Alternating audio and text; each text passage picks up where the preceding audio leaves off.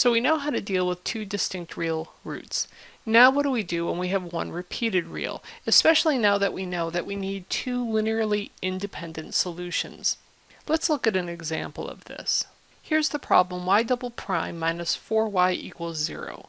Again, the first thing I'm going to do is write it as a characteristic or an auxiliary equation. And again, don't forget that if there's no prime or double prime, there's no r. So this auxiliary equation is r squared minus 4.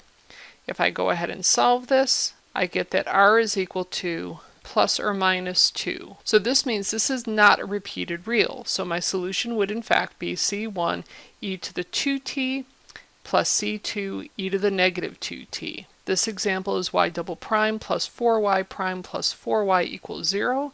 The auxiliary equation would be r squared plus 4r plus 4 equals 0. And when I factor that, I get that r plus 2 squared equals 0.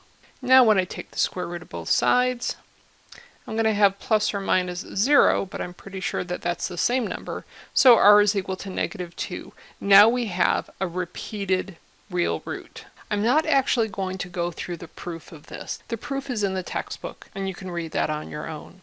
But the general rule, and again, here's my two distinct real, and this time I put it specifically c1 e to the r1t plus c2 e to the r2t.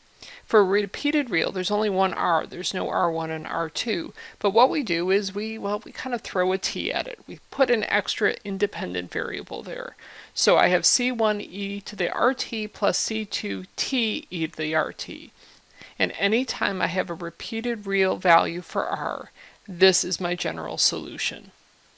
So that means my solution in this case is simply y equals c1 e to the negative 2t plus c2 t e to the negative 2t.